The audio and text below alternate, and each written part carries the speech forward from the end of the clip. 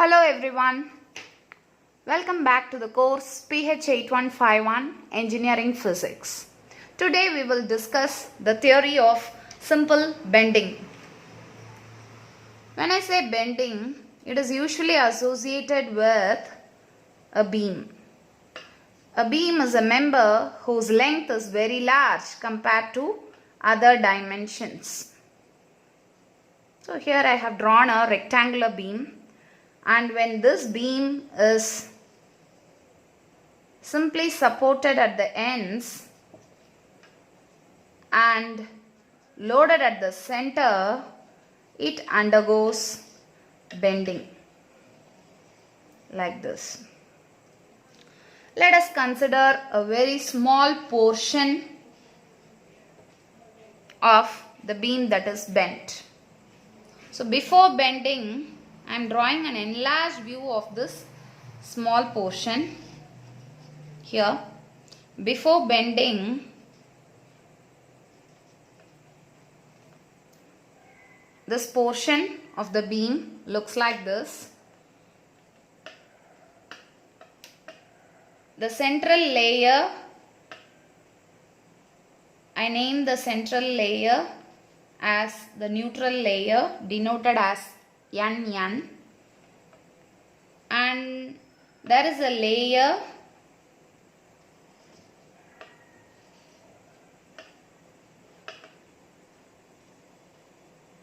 a small layer EF above the neutral layer at a distance of small r. Why do I call the central layer the neutral layer? This is because you can see that the layers above the central layer are under compression when the beam is bent, whereas the layers below the central layer are under tension due to bending. So for an undeformed beam, this is actually, I am considering the same strip in the undeformed beam. So this is actually undeformed element. In the undeformed condition, EF will be equal to the length of the neutral layer under consideration. Whereas on deformation, what happens is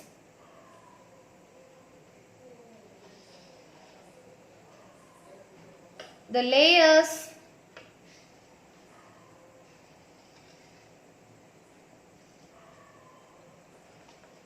above the neutral layer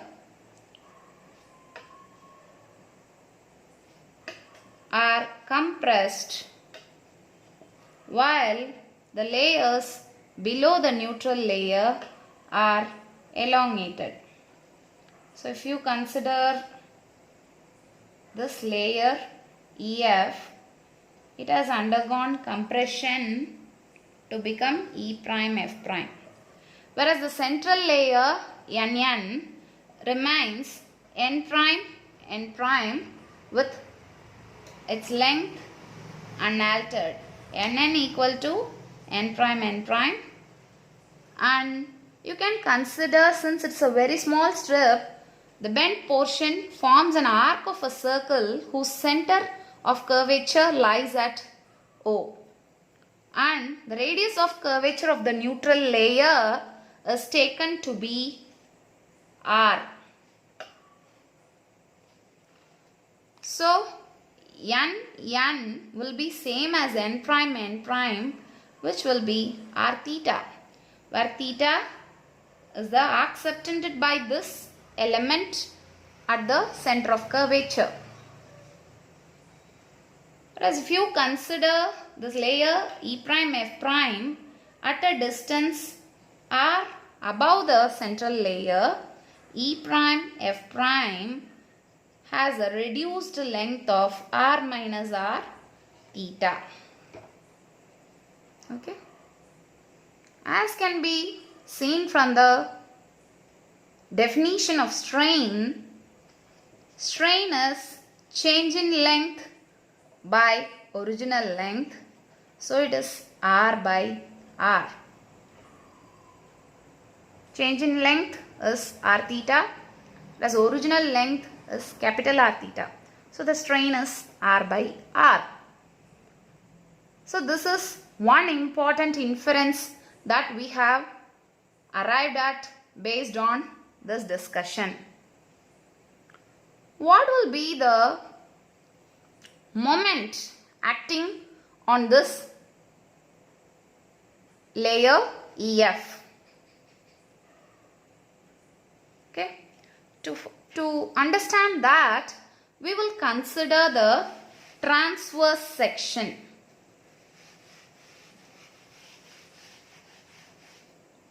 So this is one important inference. It is strain is R by R. Consider the transverse section at this element. You consider the transverse section. Here again you have the intersection of the neutral layer with this transverse section, and this intersection is called the neutral axis. Why this name? This is because the forces developed or the stresses developed due to bending is maximum at the top and bottom layers and decreases as we approach the central layer. It is neutral. There is no force. Whereas all layers above the neutral layer are under compressive stress, while all layers below the neutral layer are under tensile stress. Since the force at the central layer is 0, it bends but does not elongate or compress. Its length remains unaltered as seen from the previous discussion. So this is the stress distribution diagram for a rectangular beam. So when I consider the intersection of the layer EF that we were discussing shortly. So this is the elemental strip corresponding to the layer EF, and its area is taken as dA, which is B dr. It is at a distance r from the neutral axis. Okay. So the moment acting on this elemental area would be force into the distance r from the neutral axis. This is the moment about the neutral axis. But the force is stress times area. Area here is dA. But stress itself is Young's modulus times the strain.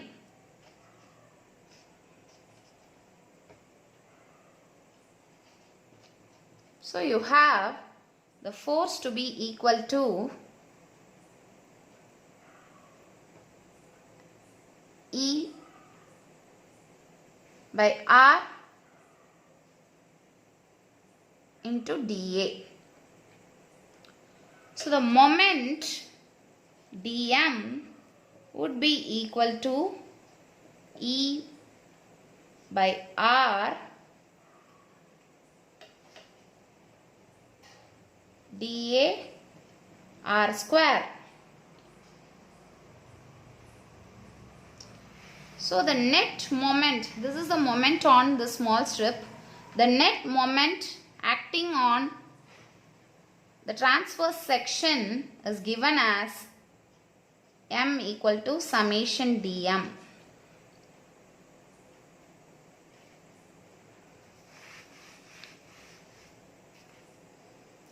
That is, the moment will be E by R summation dA R square. This term summation dA R square is called the geometric moment of inertia or area moment of inertia. So, M by Ig will be equal to E by R. This is called the bending equation.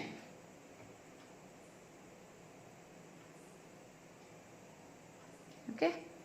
The bending moment produced is force times the distance from the neutral axis, and from the consideration of the stresses developed, we have arrived at the bending equation.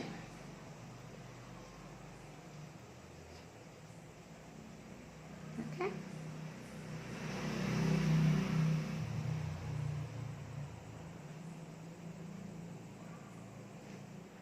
Let us now compute the geometric moment of inertia for a rectangular beam.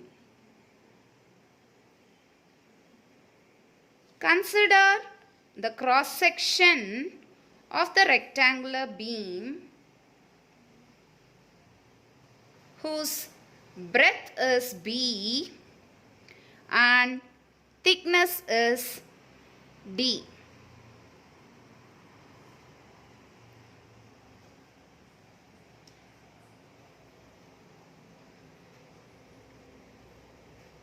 If you require the geometric moment of inertia about this axis, say x axis, consider an elemental strip of thickness dp lying at a distance p from the axis.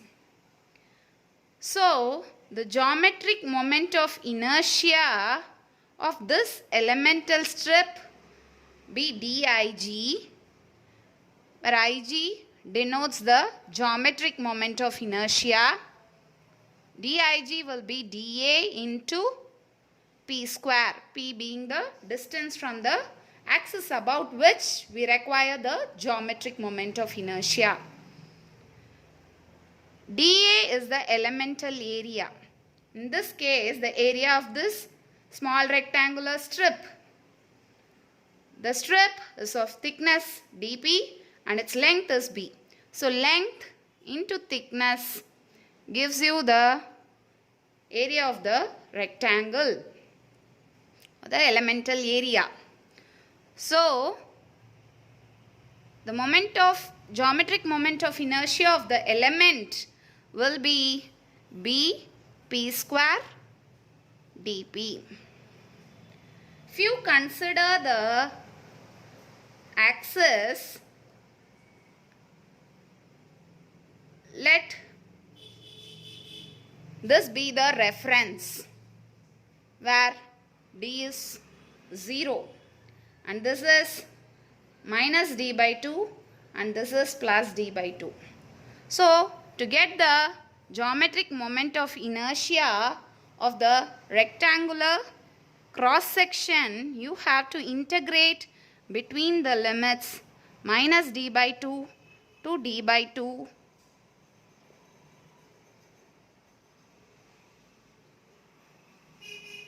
So, on integrating, you will get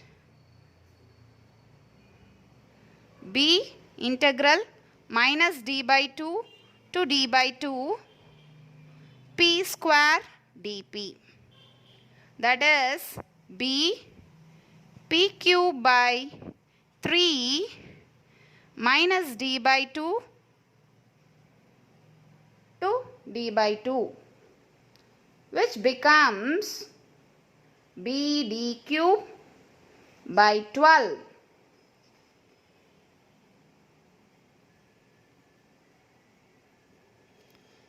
So this is how we calculate the geometric moment of inertia of a rectangular cross-sectional beam. The geometric moment of inertia of a rectangular cross-section beam is arrived at as BD cube by 12.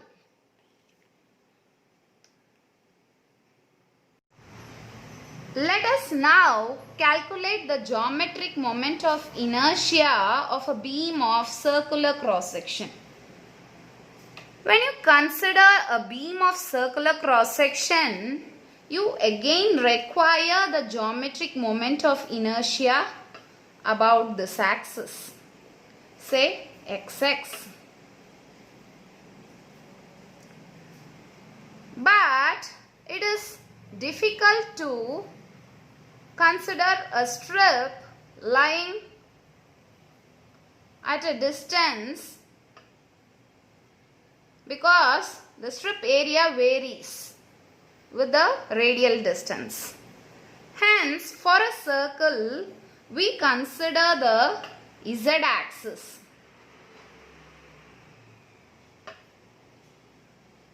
Okay. And about the z-axis, there is an element lying at a radius r with a thickness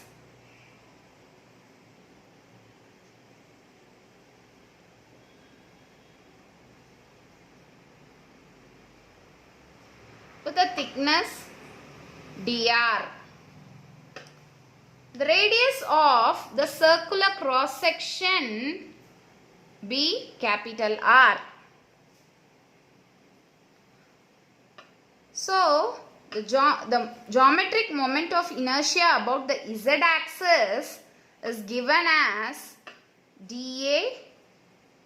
Since it is for an element, it is dIzz equal to dA, and the entire elemental area is lying at a distance r. So, dA into r square.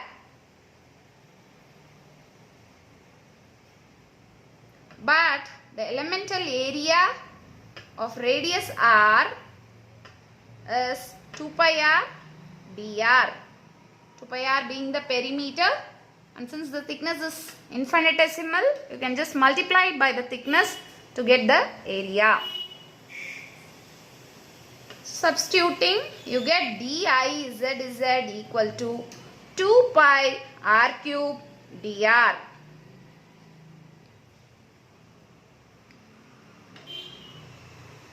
So the geometric moment of inertia about the z-axis for the circular cross section would be integral 0 to capital R dIzz.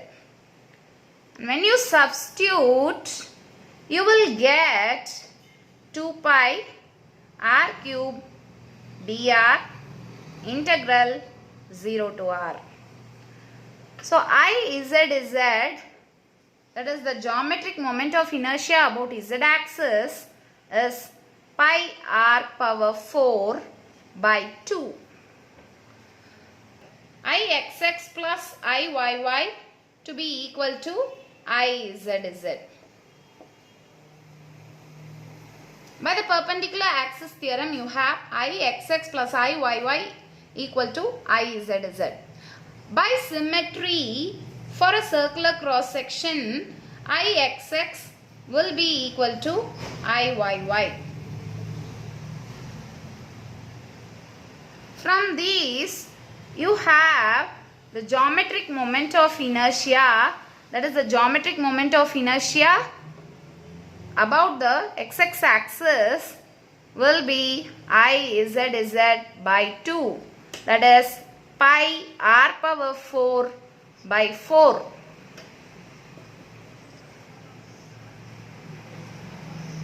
Okay.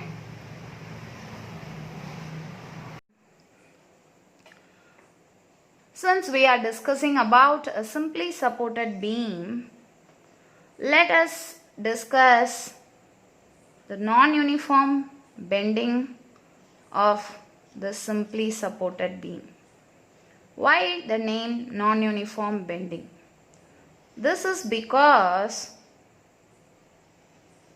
while bending under a central load, a simply supported beam has different radii of curvatures corresponding to different strips. If you consider the moment acting due to the external load for a strip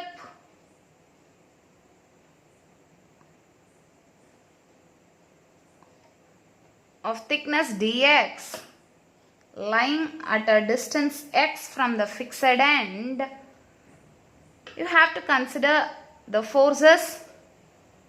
You have to consider the forces to the right or the forces to the left alone.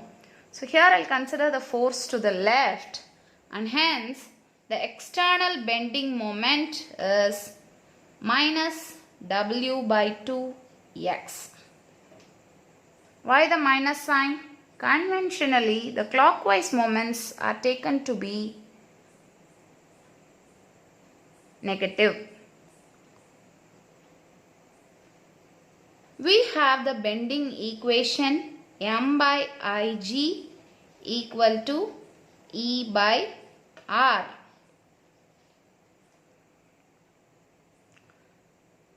Where E is Young's modulus, R is radius of curvature, Ig is the geometric moment of inertia, and M is the bending moment.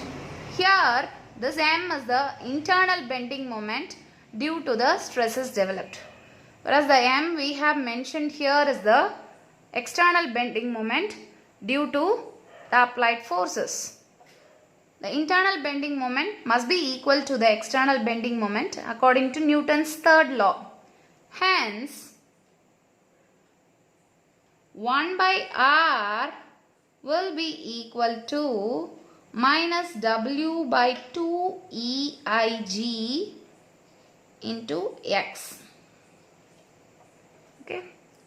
By geometry, 1 by R is given as the radius of curvature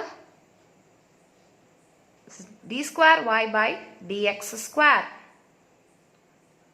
Here y signifies the depression or the deflection of the beam at the section x, at distance x. Okay. So this deflection y is what we are going to calculate now. Okay.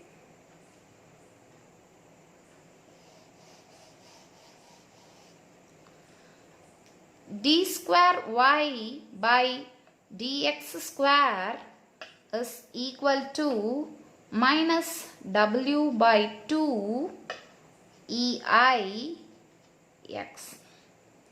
Okay.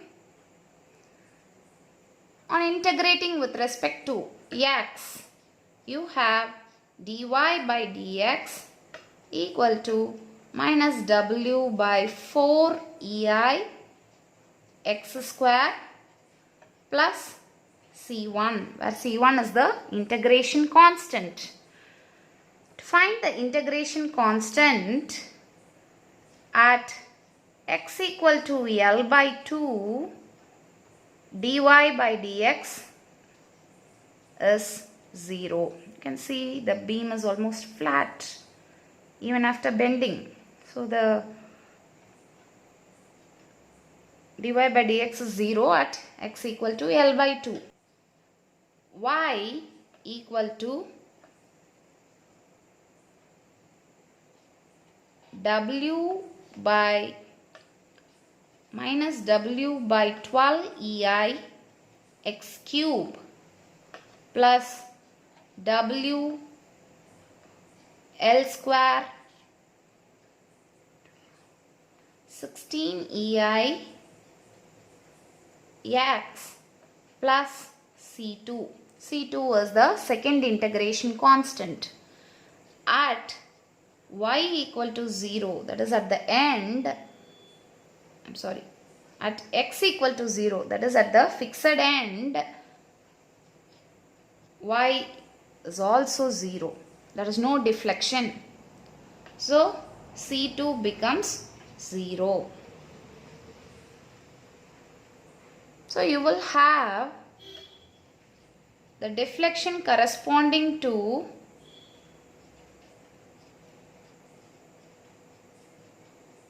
the strip at a distance x from one fixed end to be equal to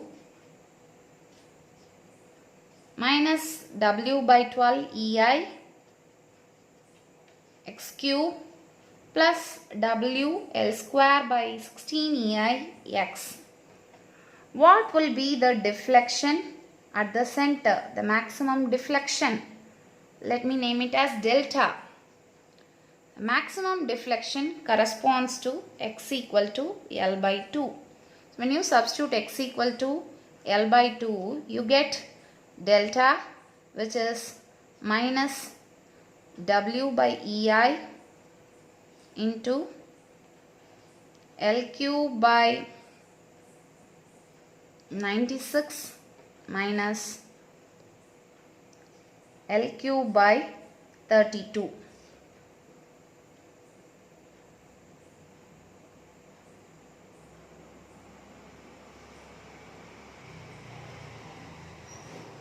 So you have delta to be equal to minus w L cube by 48 EI, or I have dropped the suffix g because we are speaking about beams, and hence I have dropped the suffix g for geometric moment of inertia, and we have arrived at an expression for the deflection of a beam that is simply supported and loaded at the center, okay, based on the theory of non-uniform bending. Depending on the cross section of the beam, the value of Ig varies, okay, and from this negative sign implies that the beam is deflected downward, okay, it's deflected downward. From this expression, we can calculate the Young's modulus of the material of a beam through experiments, okay, by measuring the length between the supports, the deflection at the center using a travelling microscope, and finding the geometric moment of inertia based on the dimensions of the cross section of the beam. So in today's class,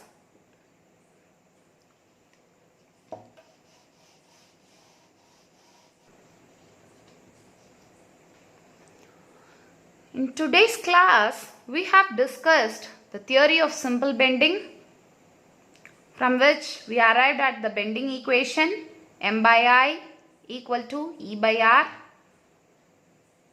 I here denotes the geometric moment of inertia. So we had a short discussion about the geometric moment of inertia for a rectangular beam and a circular beam.